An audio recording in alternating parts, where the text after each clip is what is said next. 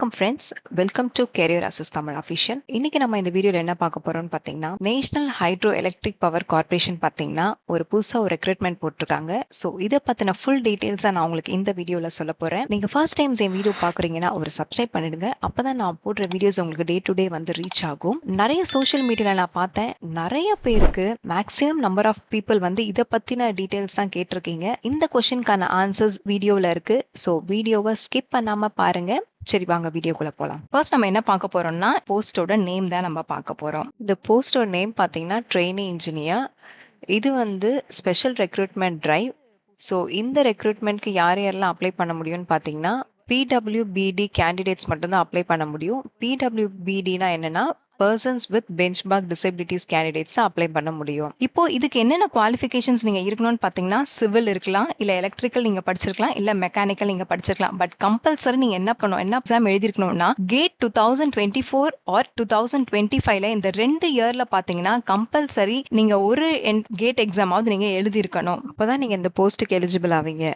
Next பாத்தீங்கன்னா vacancy. இந்த ஜாப்க்கு எத்தனை வேகன்சி இருக்குன்னு பாத்தீங்கன்னா, இந்த டோட்டல் வேகன்சி பாத்தீங்கன்னா மொத்தம் 72 இருக்கு. இதுலயே வந்து செப்பரேட்டா பிரிச்சு கொடுத்திருக்காங்க. இது என்னன்னு ஃபர்ஸ்ட் பாத்துருவோம். ஃபர்ஸ்ட் வந்து சிவில்ல இருக்கவங்களுக்கு வந்து ஓபிசி கேட்டகரியில இருந்தீங்கன்னா இந்த ஃபர்ஸ்ட் ரோருக்கு பாத்தீங்களா, இது வந்து என்னன்னா லாஸ்ட் இயரோட வேகன்சி அப்படியே பேலன்ஸ்ல இருக்கு. சோ அதுதான் இங்க ரிமைனிங் காட்டியிருக்காங்க. இந்த இயருக்கும் அப்படியே ரிமைனிங் காட்டியிருக்காங்க. இது பேலன்ஸ்ல இருக்குன்னு சொல்றாங்க. கீழே இருக்கிறதுலாம் என்னன்னு பாத்தீங்கன்னா இந்த பிரசன்ட் இயரோட வேகன்சி. ஃபர்ஸ்ட் சிவிலோட இது பாத்துக்கலாம். ஓபிசி கேட்டகரியில இருக்கவங்களுக்கு வந்து லாஸ்ட் இயர் பாத்தீங்கன்னா 2 வேகன்சிஸ் இருக்கு. எஸ்சில பாத்தீங்கன்னா 2 வேகன்சிஸ் இருக்கு. எஸ்டில ஒண்ணுமே இல்ல. சோ அதனால 4 வேகன்சி லாஸ்ட் இயரோட வேகன்சி அப்படியே பேலன்ஸ் ரிமைனிங் இருக்கு. இப்போ கரண்ட் இயர் பாத்தீங்கன்னா ஓபிசி கேட்டகரியில இருக்கவங்களுக்கு 1 வேகன்சி இருக்கு. எஸ்சில இருக்கவங்களுக்கு 5 வேகன்சி இருக்கு. எஸ்டில இருக்கவங்களுக்கு 1 வேகன்சி இருக்கு. டோட்டலா 7 வேகன்சிஸ் இருக்கு. நெக்ஸ்ட் எலக்ட்ரிஷியன் டிபார்ட்மெண்ட்ல பாத்தீங்கன்னா லாஸ்ட் இயர் எவ்வளவு வேகன்சிஸ் இருக்குன்னா, ஓபிசி கேட்டகரிக்கு 4 வேகன்சி இருக்கு. எஸ்சில இருந்தீங்கன்னா 4 வேகன்சிஸ் இருக்கு. எஸ்டில இருந்தீங்கன்னா 1 வேகன்சி இருக்கு. டோட்டலா 9 வேகன்சி லாஸ்ட் இயர் பேலன்ஸ் அப்படியே இருக்கு. இந்த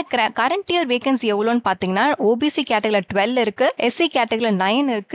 எஸ்டி கேட்டகரியில 5 இருக்கு. சோ டோட்டலா 26 வேகன்சி இந்த கரண்ட் இயர்ல இருக்கு. நெக்ஸ்ட் மெக்கானிக்கல் டிபார்ட்மெண்ட்ல நீங்க படிச்சிருந்தீங்கன்னா ஓபிசி கேட்டகரியில 4 வேகன்சிஸ் இருக்கு. எஸ்சி கேட்டகரியில 1 வேகன்சி இருக்கு. எஸ்டி கேட்டகரியில ஒண்ணுமே கிடையாது. சோ டோட்டலா 5 வேகன்சிஸ் லாஸ்ட் இயர் இருக்கு. இந்த பிரசன்ட் இயர் வேகன்சின்னு பாத்தீங்கன்னா ஓபிசில வந்து 14 இருக்கு. எஸ்சில பாத்தீங்கன்னா 4 வேகன்சிஸ் இருக்கு. எஸ்டில பாத்தீங்கன்னா 3 வேகன்சிஸ் இருக்கு. டோட்டலா பாத்தீங்கன்னா 21 வேகன்சிஸ் இருக்கு. நெக்ஸ்ட் பாருங்க, இது யார் இது வந்து எந்தெந்த கேட்டகரியில இருக்குன்றதை இப்ப நம்ம பார்க்கலாம். சிவில் கேட்டகரியில பாத்தீங்கன்னா ஒரு கேட் பினா என்னன்னா, டினா இங்க வந்து ஃபுல் ஃபார்ம் கொடுத்திருக்காங்க பாருங்க. பினா பிளைண்ட், எல்வினா லோ விஷன், டினா டெஃப். சோ இந்த மாதிரி எந்தெந்த கேட்டகரி நீங்க இருக்கீங்கன்னு சொல்லிட்டு கரெக்டா பார்த்துட்டு இந்த வேகன்சிஸ் எவ்வளவு இருக்குன்னு சொல்லி பார்த்துட்டு கரெக்டா அப்ளை பண்ணுங்க. சிவில்ல பாத்தீங்கன்னா கேட் பில வந்து ஒரு வேகன்சிஸா இருக்கு. கேட் சினா என்னன்னு பாத்தீங்கன்னா, கேட் சினா வந்து ஓஏ ஓஎல். ஓஏனா என்னன்னா ஒன் ஆர்ம், ஒரு கை இல்லாதவங்க இல்ல ஒரு கால் இல்லாதவங்க, இந்த மாதிரி பர்சன்ஸ்லாம் இருக்கவங்களுக்கு வந்து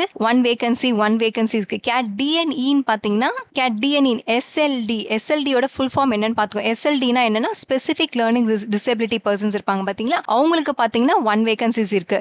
இ கேட்டகரியில யார் யார் வருவீங்கன்னு பாத்தீங்கன்னா காம்பினேஷன் ஆஃப் பி கேட்டகரியும் டி கேட்டகரியில இருக்கவங்க எல்லாமே வந்து கேட் டி கேட்டகரி டிஎன்இல வருவாங்க. சோ இதோட வேகன்சி என்னன்னு பாத்தீங்கன்னா 3 வேகன்சிஸ் இருக்கு. எலக்ட்ரிஷியன்ல பாத்தீங்கன்னா டிசேபிள் பர்சனுக்கு வந்து 4 வேகன்சிஸ் இருக்கு. மெக்கானிக்கல் டிபார்ட்மெண்ட்ல பாத்தீங்கன்னா 2 வேகன்சிஸ் இருக்கு. சோ இந்த கேட்டகரியில எது நீங்க பார்த்துட்டு கரெக்டா ஃபுல் ஃபார்ம் இங்க இருக்கு, இதையும் பார்த்துட்டு நீங்க கரெக்டா மென்ஷன் அப்ளை பண்ணுங்க. நெக்ஸ்ட் நம்ம என்ன பார்க்க போறோம்னு பாத்தீங்கன்னா சேலரி பாத்தீங்கன்னா சிவில் டிபார்ட்மெண்ட்ல இருக்கவங்களுக்கு வந்து 50,000ல இருந்து 1,60,000 வரைக்கும் சேலரி இருக்கு. நெக்ஸ்ட் எலக்ட்ரிஷியன் டிபார்ட்மெண்ட்க்கும் அதுதான் 50,000 to 1,60,000 வரைக்கும் சேலரி. மெக்கானிக்கல் டிபார்ட்மெண்ட் இந்த வேகன்சிக்கு அப்ளை பண்றீங்கன்னா 50,000 to 1,60,000 சேலரி. நெக்ஸ்ட் வந்து குவாலிஃபிகேஷன்ஸ்.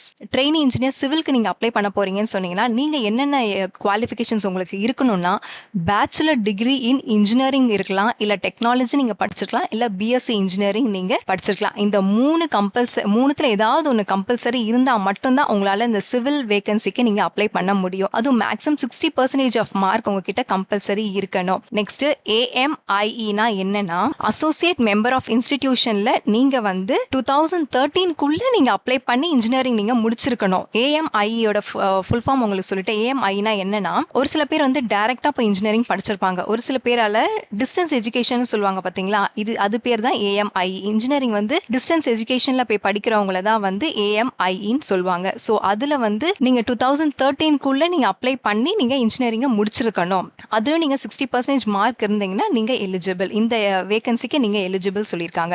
நெக்ஸ்ட் பாத்தீங்கன்னா ட்ரெயினி இன்ஜினியரிங் எலக்ட்ரிஷியனுக்கு யாரெல்லாம் எலிஜிபிள் பாத்தீங்கன்னா, பேச்சுலர் டிகிரி இன் இன்ஜினியரிங் நீங்க படிச்சிருக்கலாம், இல்ல டெக்னாலஜி படிச்சிருக்கலாம், இல்ல பிஎஸ்சி இன்ஜினியரிங் படிச்சிருக்கலாம். ரெகக்னைஸ்டு யூனிவர்சிட்டியில கரெக்டா நீங்க படிச்சிருக்கணும். வித் மினிமம் ஆஃப் 60% மார்க்ஸ் நீங்க இருக்கணும். இதுவும் சேம் இதே தான். ஏஎம்ஐல நீங்க அப்ளை பண்ணி 2013 அப்ளை பண்ணி நீங்க டிஸ்டன்ஸ் எஜுகேஷன் இன்ஜினியரிங் நீங்க படிச்சிருந்தீங்கன்னா 60% ஆஃப் மார்க் மினிமம் இருந்திருக்கணும். நெக்ஸ்ட் வந்து இதுக்கு ஈக்குவலண்டா நீங்க என்ன படிச்சிருக்கலாம்னா, எலக்ட்ரிக்கல் படிச்சிருக்கலாம், எலக்ட்ரானிக்ஸ் படிச்சிருக்கலாம், பவர் சிஸ்டம் படிச்சிருக்கலாம், ஹை வோல்டேஜ் பவர் இன்ஜினியரிங் படிச்சிருந்தாலும் நீங்க வந்து எலிஜிபிள் தான் இந்த வேகன்சிக்கு. நெக்ஸ்ட் பாத்தீங்கன்னா ட்ரெயினி இன்ஜினியர் மெக்கானிக்கல் டிபார்ட்மெண்ட்க்கு என்னென்ன வேகன்சின்னு பாத்தீங்கன்னா, என்னென்ன குவாலிஃபிகேஷன்ஸ் பாத்தீங்கன்னா, பேச்சுலர் டிகிரி இன் இன்ஜினியரிங் படிச்சிருக்கலாம், டெக்னாலஜி படிச்சிருக்கலாம், பிஎஸ்சி இன்ஜினியரிங் படிச்சிருக்கலாம், மினிமம் 60% ஆஃப் மார்க் இருக்கணும்.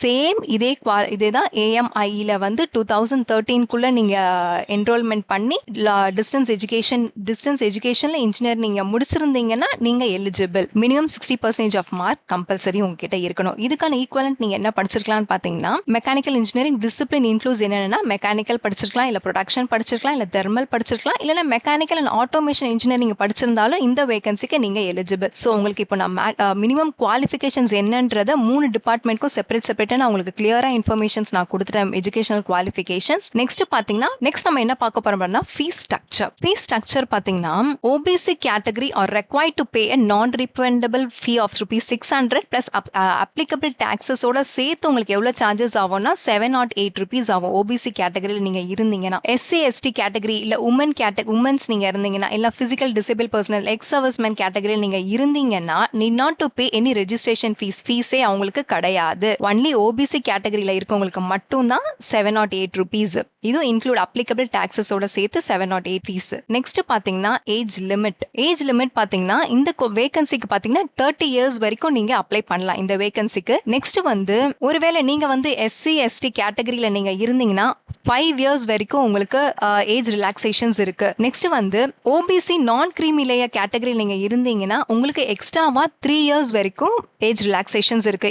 பிசிக்கலி டிசேபிள் பர்சனா இருந்தீங்கன்னா 10 இயர்ஸ் வரைக்கும் உங்களுக்கு ஏஜ் ரிலாக்ஸேஷன்ஸ் இருக்கு. பிசிக்கலி டிசேபிள் பர்சன்ஸ் வந்து நான் கிரீமி லேயர்ஸ்னா என்ன தெரியுமா, லோ இன்கமா இருப்பாங்க பாத்தீங்களா, அவங்க எல்லாம் வந்து 13 இயர்ஸ் வரைக்கும் ஏஜ் ரிலாக்ஸேஷன்ஸ் இருக்கு. இப்ப 30 வரைக்கும் தான் மேக்ஸிமம் ஏஜ்னா, இது கூட எக்ஸ்ட்ராவா நீங்க 13 இயர்ஸ் நீங்க சேர்த்துக்கலாம். அப்ப 30 + 13 43 இயர்ஸ் வரைக்கும் நீங்க அப்ளை பண்ணலாம். நான் கிரீமி லேயர்ஸா இருக்காங்க இவங்க எல்லாருமே வந்து நான் கிரீமி லேயர்ஸ்ல நீங்க இருந்தீங்கன்னா கம்பல்சரி இந்த நான் கிரீமி லேயரோட சர்டிபிகேட் நீங்க கம்பல்சரி வைக்கணும். வச்சாதான் நீங்க வந்து நான் கிரீமி லேயர்ல நீங்க வருவீங்க. ஓகேவா? இந்த 13 இயர்ஸ் வந்து யாருக்குன்னா பிசிக்கலி டிசேபிள் பர்சனுக்கு தான் 13 இயர்ஸ் ஆஃப் ஏஜ் ரிலாக்ஸேஷன்ஸ் வரும். நெக்ஸ்ட் வந்து நீங்க வந்து ஜம்மு அண்ட் காஷ்மீர்ல இந்த பீரியட்ல நீங்க இருந்தீங்கன்னா 1980 to 1989 பீரியட்குள்ள நீங்க ஜம்மு அண்ட் காஷ்மீர்ல ரெசிடென்ட்டா நீங்க இருந்திருந்தீங்கன்னா எக்ஸ்ட்ராவா 5 இயர்ஸ் உங்களுக்கு ஏஜ் ரிலாக்ஸேஷன் இருக்கு. Next 15 years of physically disable பர்சனுக்கு வந்து 15 இயர்ஸ், இது வந்து எஸ்சி எஸ்டி கேண்டிடேட்க்கு 15 இயர்ஸ் உங்களுக்கு ஏஜ் ரிலாக்ஸேஷன்ஸ் இருக்கு. சோ இப்போ உங்களுக்கு ஏஜ் ரிலாக்ஸேஷன்ஸ் நல்லா புரிஞ்சிருச்சா? நீங்க எந்த கேட்டகரியில் நீங்க இருக்கீங்கன்னு சொல்லிட்டு ஃபர்ஸ்ட் கிளாரிஃபை பண்ணிட்டு இதுல ஒரு தடவை ஒன்ஸ் ஆர் ட்வைஸ் நல்லா பாருங்க ஏஜ் ரிலாக்ஸேஷன்ஸ் நம்மளுக்கு என்ன கொடுத்திருக்காங்க பார்த்துட்டு நீங்க இந்த வேகன்சிக்கு அப்ளை பண்ணுங்க. நெக்ஸ்ட் பாத்தீங்கன்னா செலக்ஷன் ப்ராசஸ். இந்த செலக்ஷன் ப்ராசஸ் எப்படி நடக்கும்னு பாத்தீங்கன்னா, ஃபர்ஸ்ட் வந்து மெயினா உங்களை என்ன பாப்பாங்கன்னா கேட் 2024 ஆர் கேட் 2025ல இது ரெண்டுத்துல ஏதாவது ஒரு தடவை நீங்க இந்த என்ட்ரன்ஸ் எக்ஸாம் நீங்க எழுதிருந்தீங்கன்னா அதுல எவ்வளவு மார்க் நீங்க ஹை ஸ்கோர் பண்ணிருக்கீங்க. இதுல ஹை ஸ்கோர் யார் பண்ணிருக்காங்களோ அவங்களுக்கு தான் ஃபர்ஸ்ட் ப்ரிஃபரன்ஸ் கொடுப்பாங்க.